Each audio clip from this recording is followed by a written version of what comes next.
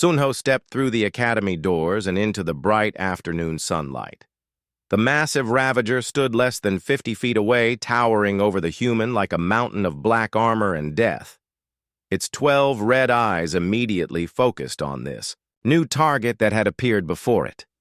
The alien students pressed their faces against the reinforced windows, watching what they were certain would be a quick and brutal killing.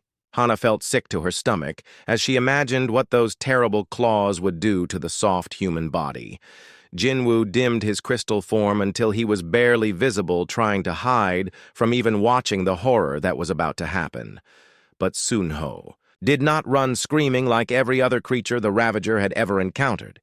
He did not pull out weapons or try to make himself look bigger and more threatening. Instead, he walked forward with slow, steady steps until he was about 10 feet away from the monster, and then he simply stopped. The Ravager tilted its massive head to one side, studying this strange behavior. In all its long life spanning thousands of years, it had never seen prey act this way. Usually, creatures either attacked in desperate fury or ran away in blind panic. This small being was doing neither. Sunho stood perfectly still with his arms at his sides. His breathing was deep and regular, showing no signs of the terror that should be racing through his body. His eyes looked directly at the Ravager, but not in a challenging way. There was no anger or fear in his expression, just calm attention. The great predator took a step closer, expecting this unusual stillness to break into normal prey behavior. Surely the human would start running or screaming now that death was so near. But Sunho remained motionless, except for the gentle rise and fall of his chest as he breathed. Students watching from inside the academy could not understand what they were seeing. Minho pressed his face against the glass and whispered that maybe humans had some kind of defense mechanism that froze them when facing extreme danger. But Professor Thane shook his head, saying he had never read about anything like this in human biology. The Ravager began walking in a slow circle around Sunho, keeping its red eyes locked on him. Its claws scraped against the ground, making deep furrows in the reinforced surface. The spikes along its back were raised in full attack position, and its tail lashed from side to side. Everything about the creature screamed of barely controlled violence. Yet Sunho turned slightly to keep facing the Ravager as it moved, but otherwise remained completely calm. When the monster was behind him, he did not panic or try to keep it in sight.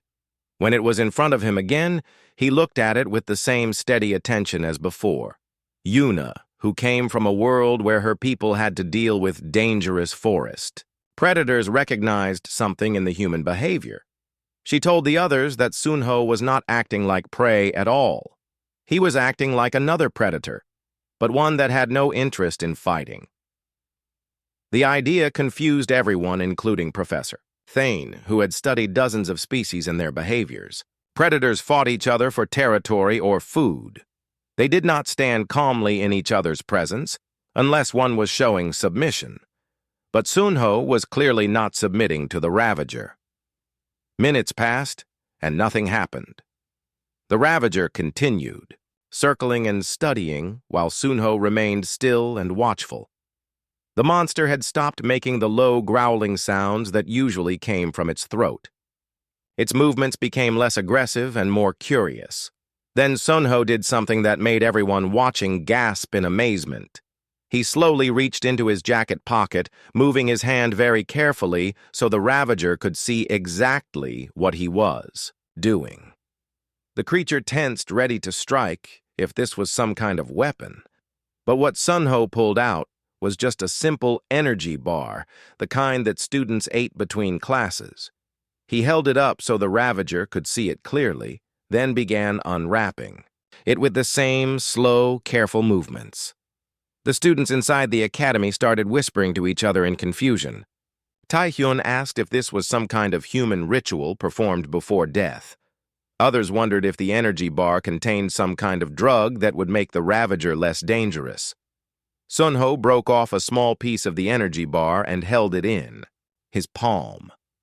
Then, moving even more slowly than before, he bent down and placed the piece on the ground exactly halfway between himself and the monster. He straightened up and took a small step backward, giving the Ravager space to examine his offering. The great predator stared at the small piece of food, then back at Sunho. Its massive head lowered until its nose was only inches from the offering. The students could see it breathing in the scent, trying to understand what this meant. Never in recorded galactic history had anyone tried to give food to a Ravager. These creatures were apex predators that took what they wanted by force. The concept of a gift from potential prey was completely outside their experience. Sunho did something else that shocked the watchers. He sat down cross-legged on the hard ground, making himself smaller and less threatening. Now he had to look up at the Ravager, which towered above him like a black mountain of death. But instead of taking advantage of this vulnerable position, the monster seemed even more confused. It had been programmed by millions of years of evolution to hunt creatures that feared it. Sunho was showing no fear at all, and his behavior made no sense according to everything the Ravager understood about the relationship between predator and prey. The creature began making soft clicking sounds that the students had never heard from a Ravager before. Professor Thane quickly checked his files and found no record of this sound in any study of the species. It was as if the monster was trying to communicate something but had no way to express what it was feeling. Sunho responded by speaking quietly, not to the Ravager, but just making gentle human sounds. His voice was calm and soothing, like someone talking to comfort a friend. The words did not matter since the creature could not understand human language, but the tone was universal. As the afternoon sun moved across the sky, the standoff continued, with neither human nor monster making any aggressive moves. The Ravager had countless opportunities to attack, but something about Sunho's behavior was holding it back from following its natural instincts. The morning sun shone through the massive glass dome of the Galactic Learning Center as hundreds of young beings from across the galaxy walked through its halls. This was the most famous school in known space where the smartest students from different worlds came to learn about each other and study advanced sciences.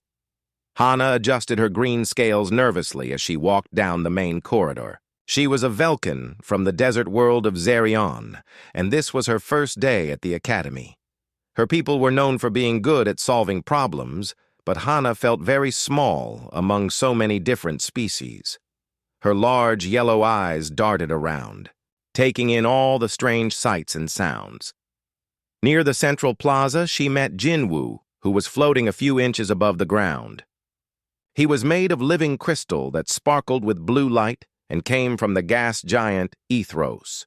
His people communicated through light patterns, but he had learned to speak the common galactic language for school. Other students moved past them, in groups. There were the tall bird-like saurians, with their colorful feathers, and the short furry Kodani who walked on 4 legs. Some species Hana had never seen before moved through the halls making sounds she did not understand. The first class was in the great hall where Professor Thane would welcome all the new students. He was an old Centaurian with gray skin and 4 arms who had been teaching at the academy for over 50 years. His voice was deep and kind as he began explaining how different species would work together during their time here. Hana noticed. There was one student who looked very different from everyone else. He sat quietly in the back corner and looked almost fragile compared to the other beings. His skin was pale and soft-looking, without scales or fur or armor. He had only 2 arms, and 2 legs and no visible weapons or defensive features. This was Sunho, the human exchange student from a small planet called Earth. Most students had heard stories about humans, but few had ever seen one. They seemed so weak and helpless compared to other species. Hana wondered how such creatures had survived long enough to develop space travel. Professor Thane was explaining the academy rules when suddenly loud alarms began ringing throughout the building. Red lights flashed on every wall and ceiling. The professor stopped talking and his 4 arms moved quickly over his communication device. Students began looking around nervously as the alarms got louder. Some of the smaller species huddled together while others stood up ready to fight or run. The alarm meant there was serious danger nearby. Professor Thane looked up from his device with worry in his eyes. His voice was calm, but everyone could hear the fear underneath. He told them this was a code-red emergency, and all students must move to the safe areas immediately. Through the glass dome above them, a huge shadow began to pass over the academy. At first it looked like a cloud, but then students started pointing upward with gasps of terror. Hana felt her scales turn cold as she looked up and saw something that made her heart stop beating. A massive shape was landing on the academy grounds. It was bigger than any creature anyone had ever seen, with black armor covering its entire body. 4 powerful legs crashed into the ground, making the whole building shake. The thing had a long tail covered in spikes and claws that looked sharp enough to cut through metal. Multiple red eyes glowed on its head as it turned to look at the academy building. When it opened its mouth, rows of teeth longer than Hana was, tall, gleamed in the sunlight. This was a destroyer-class Ravager, the most feared predator in the entire galaxy. Students began screaming and running toward the exits. Some fainted from pure terror, while others froze in place, unable to move. The Kodani were making high-pitched, crying sounds while the Saurians spread their wings, trying to look bigger and more threatening. Hana grabbed Jinwoo, and they ran toward the emergency shelters with everyone else. Her legs felt weak, and her breathing came in short gasps. Every scale on her body had turned white with fear. She had heard stories about Ravagers since she was young, but seeing one in person was more terrifying than any nightmare. The creature was 12 feet tall and 30 feet long from nose to tail. Its claws left deep cuts in the reinforced ground as it walked toward the main building. Each step sounded like thunder and shook dust from the ceiling. The academy had strong walls and barriers, but everyone knew they would not stop a Ravager. For long, Professor Thane was shouting orders for evacuation while trying to contact galactic security forces. But everyone knew help would not arrive in time. The nearest military base was hours away, and Ravagers could destroy entire cities in minutes. As students pushed and shoved to get to safety, Hana noticed something strange. The human student Sunho was not running with everyone else. He was walking slowly toward the main entrance as if nothing dangerous was happening. Other students saw him too, and some shouted warnings. A few tried to grab him and pull him toward the shelters, but he gently pushed their hands away. His face was calm and showed no fear at all. Jinwoo flashed confused light patterns, asking what the human was doing. Hana could only shake her head in amazement. Either Sunho was too scared to think properly, or he was the bravest being she had ever seen. The Ravager was getting closer to the building, and its red eyes were scanning for victims. Soon it would break through the walls and hunt down everyone inside. No known weapon could stop it, and no armor could protect against its claws. But Sunho kept walking toward the entrance doors as if he was going out to meet the monster on purpose. The other students watched in shock and horror, believing they were about to see him die in the most terrible way possible. The great predator stopped moving when the doors opened and the small human stepped outside. For the first time in millions of years, a Ravager found itself face to face with something completely unexpected. The Ravager continued to stare at the small piece of energy bar lying on the ground between it and the human. Its multiple red eyes moved from the food to Sunho, then back again, as if trying to solve a puzzle that had no answer. The creature had lived for over 3,000 years and had hunted across hundreds of worlds, but nothing in its experience had prepared it for this situation. Sunho remained sitting cross-legged on the ground, looking up at the massive predator without any sign of fear or aggression. His hands rested calmly on his knees, and his breathing stayed deep and regular. When a breeze blew across the academy grounds, his hair moved slightly, but he did not flinch or make any sudden movements. Inside the academy building, the alien students continued watching through the reinforced windows. Many of them had given up trying to understand what was happening, and were simply amazed that the human was still alive. Hana noticed that her own breathing had started to match the rhythm of Sunho calm inhaling and exhaling. The Ravager took another step closer to the food offering. Its enormous claws, which could slice through starship armor, moved carefully to avoid crushing the tiny morsel. The creature lowered its head until its nose was almost touching the energy bar and breathed in deeply. Professor Thane was recording everything on his emergency communication device. He whispered to his students that they might be witnessing the most important moment in galactic history. No one had ever seen a Ravager behave this way before, and the implications could change everything they thought they knew about the species. The monster began making those strange clicking sounds again. The noise was soft and rhythmic, almost like a form of music. Jinwoo flashed dim patterns through his crystal body and told the others that the sound reminded him of how his own people communicated when they were confused or trying to understand something new. Sunho tilted his head slightly, as if listening to the clicking sounds. Then he began making soft humming noises in response. The melody was simple and gentle, like a lullaby that human parents might sing to their children. He was not trying to copy the Ravager's sounds, but seemed to be answering them with his own form of peaceful communication. The effect on the great predator was remarkable. The spikes along its back, which had been raised in attack position, slowly began to flatten against its armor. The rigid muscles in its shoulders and legs started to relax. Most amazing of all, the constant switching of its red eyes from target to target slowed down until all 12 were focused entirely on Sunho.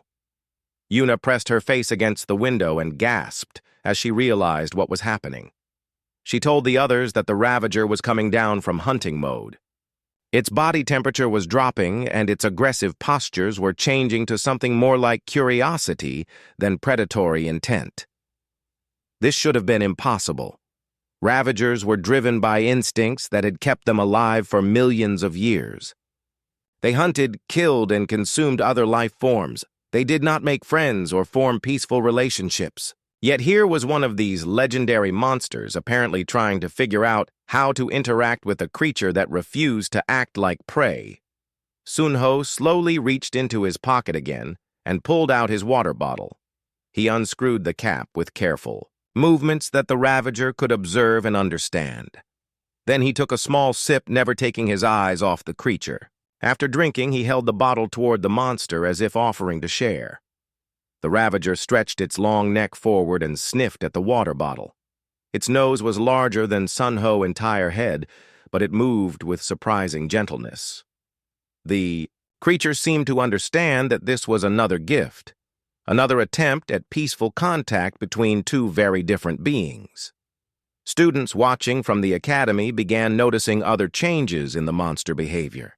Taehyun pointed out that the Ravager tail had stopped lashing back and forth aggressively. Instead, it was moving in slow curves like a cat that was relaxed and comfortable. The clicking sounds coming from the creature became more complex and varied. Professor Thane compared them to recordings of Ravager communications from previous encounters, but found no matches. It seemed the monster was creating new sounds to express feelings it had never experienced before. Minho observed that the Ravager was no longer positioning itself for a quick attack. Its weight was distributed evenly on all four legs in a resting stance rather than the coiled tension of a predator ready to strike. The creature was actually becoming comfortable in the presence of this strange human. As the hours passed, Sunho began making small movements to stretch his muscles and adjust his position. Each time he moved, he did so very slowly, giving the Ravager plenty of time to see what he was doing. The monster would tense slightly at first, then relax again when it realized no threat was intended. The human pulled out a small device from his backpack that projected holographic images into the air above his palm. The first image showed Earth, with its blue oceans and white clouds. The Ravager eyes focused intently on this picture of a world it had never seen before. More images appeared showing human cities with their tall buildings and green parks. Then pictures of humans working together building things and solving problems. The Ravager head tilted from side to side as it tried to understand these scenes of cooperation and peaceful activity. One image showed humans living alongside various Earth animals. Dogs playing with children, cats sleeping in sunny windows, horses running freely in fields. The concept of different species coexisting without hunting each other seemed to fascinate the great predator. The Ravager made new clicking, sounds that were higher in pitch and faster in rhythm. Jinwoo said these sounds reminded him of the noises young beings made when they were excited about learning something new. Could this ancient monster actually be expressing wonder at the images of peaceful coexistence? Sunho showed more pictures of Earth animals helping humans and humans caring for animals. Scenes of veterinarians healing injured wildlife and farmers working alongside domesticated creatures. The idea that powerful beings might use their strength to protect rather than destroy weaker ones was completely foreign to everything the Ravager understood about life. The monster began moving closer to get a better look at the holographic images. Its massive form crept forward with surprising care to avoid disturbing the human. Soon, the creature was close enough that Sunho could have reached out and touched its armored hide if he had wanted to. But the human continued to respect the Ravager's space and personal boundaries. He held the device so the monster could see clearly, but made no attempt to force contact or interaction. This patience and consideration was something else the predator had never experienced from potential prey. As the sun began to set, the Ravager made a decision that would shock the watching students and change galactic history forever. As the Academy emergency lights cast long shadows across the grounds, the Ravager made a movement that left every watching student speechless. The massive predator slowly lowered itself until it was lying on the ground with its belly touching the earth. This was a position of complete vulnerability that no Ravager had ever been seen taking in the presence of another living being.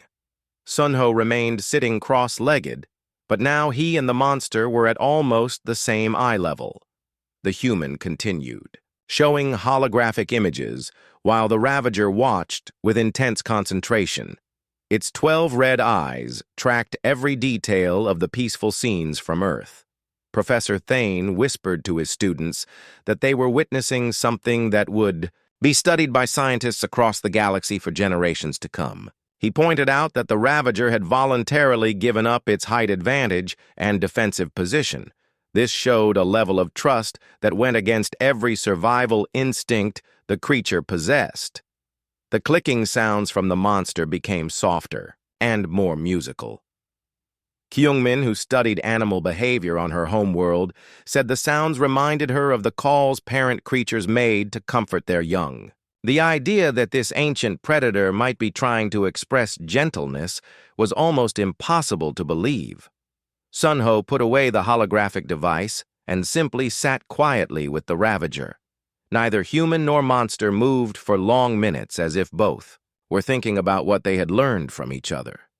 The silence was not uncomfortable but peaceful, like two old friends enjoying each other's company. The human began speaking in his own language, using soft words that the creature could not understand but clearly found soothing. Sunho told the Ravager about his homeworld and his family. He described the forests and mountains of Earth and the animals that lived there without hunting each other. Even though the monster could not understand the words it seemed to recognize that Sunho was sharing something important and personal. The Ravager responded with more of its musical clicking sounds, as if it was trying to tell its own stories in return. Hana pressed her face against the window and realized she was no longer afraid of the great predator. Somehow, watching it interact peacefully with Sunho had changed how she saw the creature. Instead of a mindless killing machine, she now saw an intelligent being trying to understand something completely new. The Academy Food Service robots had been programmed to continue their normal routines unless specifically told to stop. One of them rolled out through a side door carrying dinner trays for students who might be working late in the laboratories. When it saw the Ravager, it stopped moving and waited for instructions. Sunho noticed the robot and had an idea. He stood up very slowly so the Ravager could see his movements, then walked over to the robot. The monster watched carefully but showed no signs of aggression as the human approached the machine. The robot was carrying various types of food from different worlds to accommodate the dietary needs of alien students. Sunho selected several items that looked like they might be safe for a large predator to eat. He brought them back and placed them near the energy bar piece that still lay untouched on the ground. The Ravager sniffed at the new offerings with interest. These were foods from civilized worlds prepared by intelligent beings, rather than the raw meat it usually hunted. The concept of prepared food was another new experience for the ancient creature. Very carefully, the monster extended its tongue and tasted one of the items. Its eyes widened in what might have been surprise. The food was different from anything it had ever eaten, but not unpleasant. The Ravager tried another piece, then another, each time moving with delicate precision to avoid damaging the small portions. Students, watching from inside the academy, began to understand that they were seeing the birth of something unprecedented in galactic history. This was not just a human facing down a predator. This was two intelligent species learning to communicate and coexist despite having no common language or shared cultural background. Jinwoo flashed excited light patterns and told the others that his people had legends about the early days when different crystal beings first learned to work together. Those ancient stories described exactly this kind of patient, careful communication between species that had never met before. The Ravager finished eating the offered food, then made a sound that was completely different from anything it had produced before. The noise was deep and rumbling, but somehow conveyed contentment rather than threat. Taehyun compared it to the purring sounds that some domestic animals made when they were happy and relaxed. Sunho smiled and nodded as if he understood what the creature was trying to express. He reached into his backpack and pulled out a thin blanket that students used for outdoor study sessions. Moving slowly, he spread it on the ground beside him and gestured for the Ravager to see what he was doing. The human then lay down on the blanket using his backpack as a pillow. This was perhaps the most vulnerable position possible, putting himself completely at the mercy of the massive predator. If the Ravager wanted to attack now, Sunho would have no chance to defend himself or escape. But the monster did not attack. Instead, it made more of those gentle clicking sounds and carefully positioned itself nearby. The creature was close enough to provide protection from any other dangers, but far enough away to give the human space and comfort. As night fell over the academy, the two beings settled into a peaceful rest. The Ravager kept its eyes open, watching for any threats that might approach while Sunho dozed lightly on his blanket. It was like a scene from the holographic images the human had shown of different species caring for each other. Professor Thane realized that the emergency situation had transformed into something else entirely. He sent messages to galactic authorities, explaining that the threat was over and that they should not send military forces to deal with the Ravager. Instead, he requested that scientists and diplomats be sent to study this unprecedented peaceful contact. The alien students took turns, keeping watch through the night. They saw the Ravager gently adjust its position several times to stay between Sunho and the cold wind. When small nocturnal creatures approached the sleeping human, the monster made soft warning sounds that sent them away without violence. By morning, it was clear that something fundamental had changed in the relationship between the species. The Ravager was no longer acting like a predator, and Sunho was no longer potential prey. They had become something new, something that had no name in any galactic language. As the sun rose, the human woke up naturally and stretched like someone who had slept well and safely. The Ravager made welcoming clicking sounds as if greeting an old friend after a good night's rest. Both beings seemed refreshed and ready to continue their strange, new relationship. But the most amazing part of their interaction was yet to come. The morning sun painted the academy grounds in gold and orange light as Sunho sat up on his blanket and looked around. The Ravager had remained in the same protective position all night, watching over the sleeping human like a guardian, rather than a predator. When their eyes met, the monster made those soft, musical clicking sounds that had become its way of greeting the strange being who had changed its world. Students and faculty who had stayed awake all night watching through the windows could hardly believe what they were seeing. The most feared creature in the galaxy had spent the entire night protecting a human instead of hunting him. Professors from dozens of worlds were already calling this the most important breakthrough in interspecies relations in galactic history. Sun Ho stood up slowly and stretched his muscles after sleeping on the hard ground.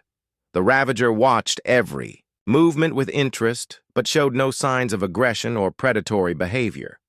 When the human folded his blanket and packed it away, the creature made questioning sounds as if asking what would happen next. The human pulled out his water bottle and took a drink, then offered it toward the Ravager as he had done the day before. The monster extended its massive tongue and carefully lapped a small amount of water from the opening. This simple act of sharing showed a level of trust that would have been impossible just hours earlier. But then something unexpected began to happen. The Ravager started making different sounds that were deeper and more complex than before. Its body language changed from relaxed contentment to what looked like sadness or regret. The creature began looking up at the sky, then back at Sun Ho, as if trying to communicate something important. Hannah, who had been watching all night, suddenly understood what the monster was trying to express. She told the other students that the Ravager was preparing to leave. The creature had learned something wonderful from its time with Sun Ho, but now it had to return to its own life among the stars. The great predator slowly rose to its feet, towering once again over the small human. But instead of looming threateningly, it held its massive head low in what appeared to be a gesture of respect. The clicking sounds it made were gentle and grateful, like someone saying, "Thank you for an unexpected gift." Sun Ho seemed to understand what was happening. He walked closer to the Ravager and reached out his hand, not to touch the creature, but to show that he was not afraid and did not want it to go. The monster lowered its head until its nose was near the human palm, then made the softest clicking sound yet. What happened next shocked every being watching from the academy windows. The Ravager began to back away from Sun Ho, step by careful step. This was not the retreat of a defeated predator or a frightened animal. This was the deliberate withdrawal of an intelligent being who had made a conscious choice. The monster moved backward, maintaining eye contact with the human as if trying to memorize every detail of this creature who had shown it a completely new way of existing. Its movements were graceful and purposeful, showing respect for both Sun Ho and the ground it walked on. Minho pressed his face against the observation window and whispered that the sensors were showing something incredible. The Ravager brain activity was completely different from any previous recordings of the species. Instead of the simple predator patterns, they were seeing complex thought processes that suggested deep emotional responses. As the creature continued backing away, Sun Ho did something that brought tears to the eyes of many watching students. The human bowed deeply toward the Ravager, showing the same respect he might give to an honored teacher or beloved friend. This gesture of equality between species had never been seen before in galactic history. The monster responded by lowering its own massive head in return. For a moment, the 12-foot-tall apex predator and the small, soft-skinned human were acknowledging each other as equals, despite the vast differences in their size, strength, and evolutionary background. The Ravager continued its careful retreat until it reached the edge of the academy grounds. There it stopped and turned to look back at Sun Ho one final time. The clicking sounds it made carried across the morning air like a song of farewell that needed no translation.